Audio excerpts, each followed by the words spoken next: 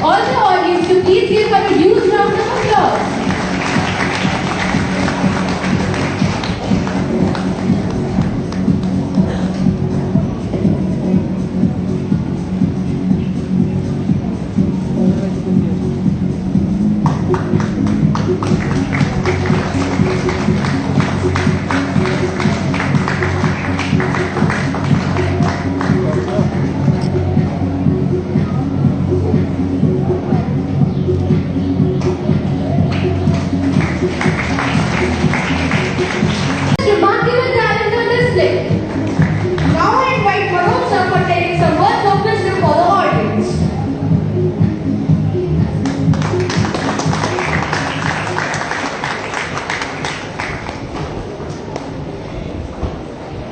Let me begin by congratulating all the authors.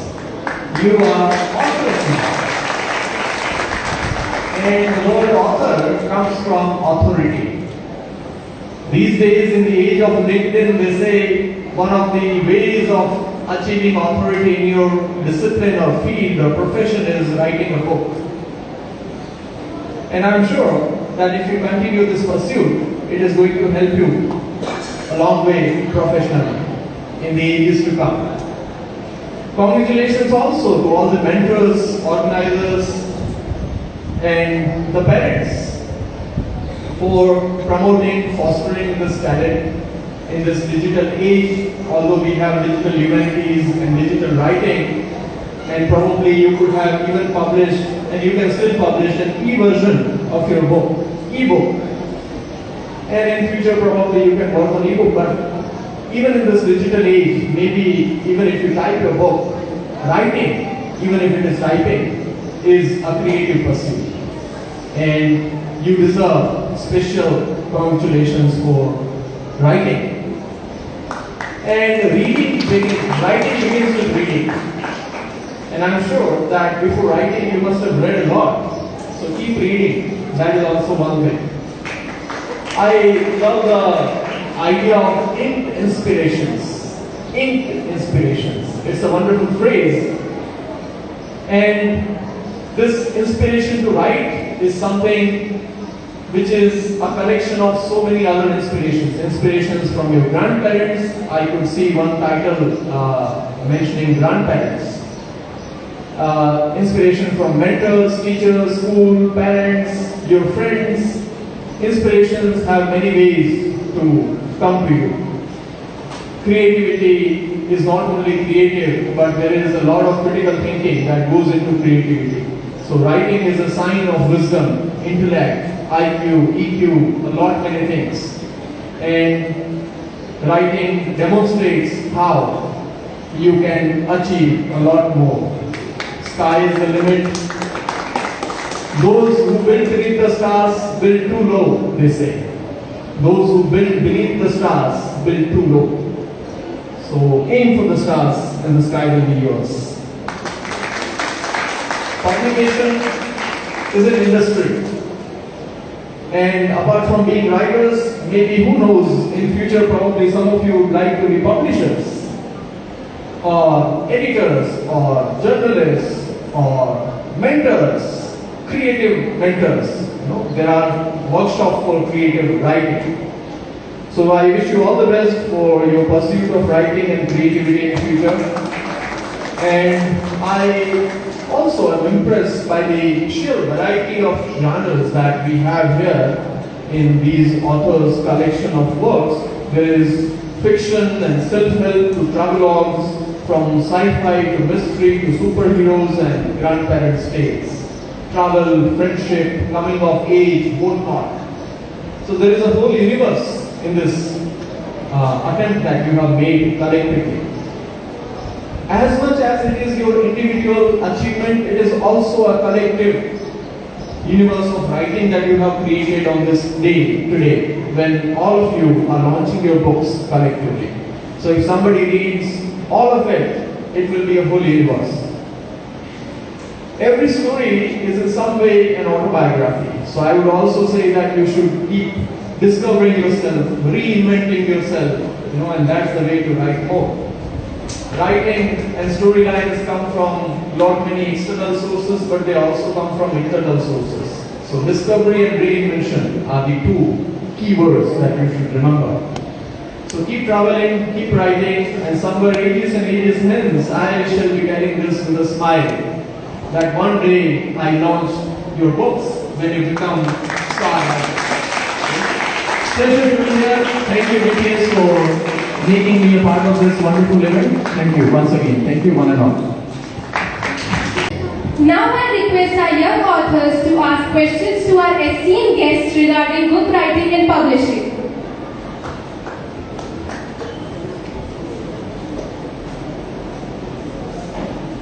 Good morning, dignitaries. I would like to ask you 3 questions.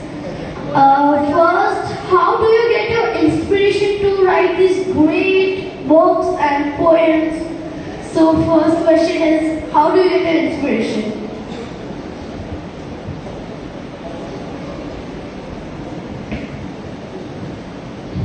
There is a very famous joke about getting inspiration. An author was asked, how do you get inspired? Author said, what do you mean? The person who asked the question said, I mean, something that inspires you, maybe a cup of tea. So the author said, a cup of tea only inspires me for another cup of tea.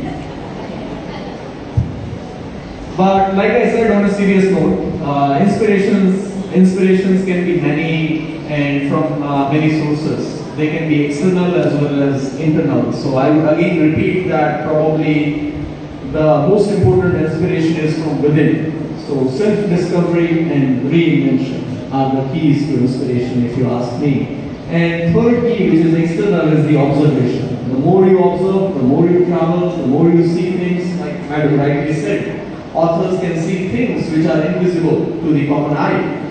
So observation is the third key.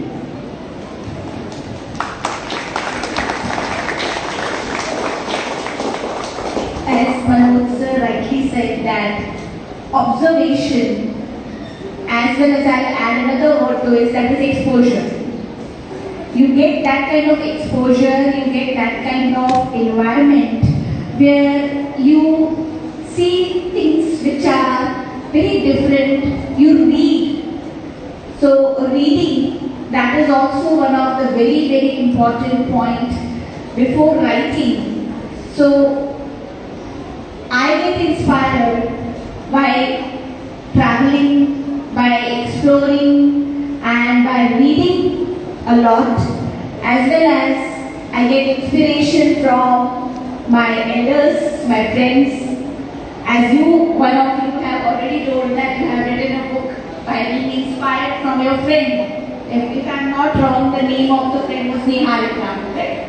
Yeah. So that was your inspiration. So everybody has his or her own inspiration coming from anywhere. So that's the answer. And this reminds me also of what Wordsworth has to say. He says there are 4 stages to writing. The first one is observation, the second is recollection, the third one is filtering, like you cut, delete, edit, and the fourth one is the actual words on the page. Right? So that is one. Second thing is you might get inspired also by following the established authors, how they write. So maybe you would like to read interviews, manifestos, autobiographies, So these things are something that you should pay attention to. These days it is very easy to follow authors. Maybe you can follow authors on Instagram and see what all they write about their own books. So my second question is also to 3 of you. What are the good habits do you gain from being an author, a poet, a writer, etc.? What are the good habits do you get?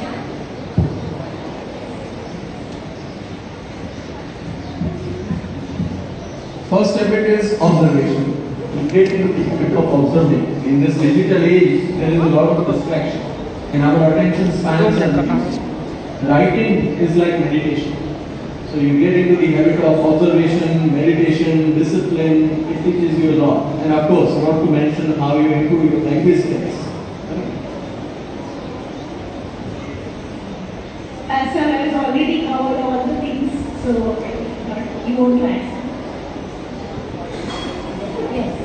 लेखक के लिए सबसे जरूरी है भावुक होना। अगर वो इमोशनल है, भावुक है, तो वो अपने शब्दों को कागज पे बहुत अच्छी तरीके से उतार सकेगा। अगर आप लोग बहुत ही भावुक हैं, इमोशनल हैं, तो आप उस दर्द को भी समझ सकते हैं, उस खुशी को भी समझ सकते हैं, और तब आप उसको लिख सकते हैं। ठीक है?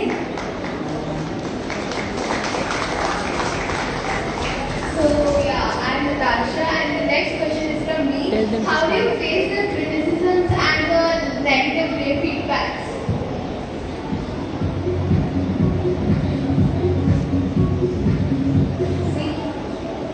हम बोलते हैं कि जितना ज़्यादा पत्थर पड़ते हैं, उतना ज़्यादा उसकी जो चमक है सोने की, जितना ज़्यादा सोने के ऊपर आप हथौड़ा मारते हो, उतना ज़्यादा वो शाइन करता है। So you have to take criticism on a positive side and think that yes, I have done something, that's why people have something to say. If I have not written anything, people will not say anything. So always be positive and have confidence in yourself that whatever you have written is your source of inspiration and is your thought. You are not forcing someone to accept your thought. You as a writer, see, I said that I write because I feel pleasure. I get pleasure when I write. So that is the motto. We are not writing for others, we are writing for ourselves.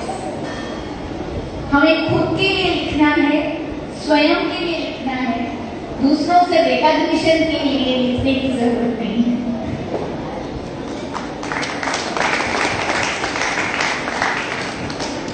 So in literature, criticism also means appreciation. But negative feedback, if you need, negative feedback can also help you in taking into consideration certain points. For example, there are writers who are bestsellers like Chetan Bhagat, and Chetan Bhagat very famously says that he doesn't write for critics, he writes for his reading public. Right? So you must see the bigger picture. And when you know, when you are confident, when you have read, and that's where reading also comes into the picture once more. When you have read world literature, you know how others write, and then you know that you are doing it right. So then probably you don't get affected so much by your negative feedback. Right? So that is one thing. And apart from ethics, one more thing I remember is that it also teaches you empathy to sum up what Madam was saying.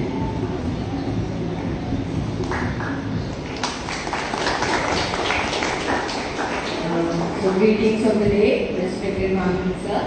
Myself Ph.D. from 9th grade. And my question is that the landscapes of interest of people have been changing throughout the years, and every author has a style of its own writing style through which he or she is internally connected. So how do you cope up with that as the interest of the people are continuously changing? So yes. So, like I said, it's also a lot of critical work. And like for any product, you must know the taste of people. Sometimes you can do a survey, sometimes you know what is going on in the market, like what people prefer these days. And at other times, maybe you learn from trial and error. Yeah? So, I think it's a continuous process of writing and seeing what works. For example, a music director composes music that he likes or she likes, and then maybe it becomes hit when they are confident. The definition of genius is that, I think this is by Ralph Waldo Emerson, and Emerson defines genius as someone who knows what will work with people or what's going on in people's hearts. So these are some of the ways in which you can find out how what will work and what will not. Thank you, dignitaries, for sharing your insights. To share a few words of encouragement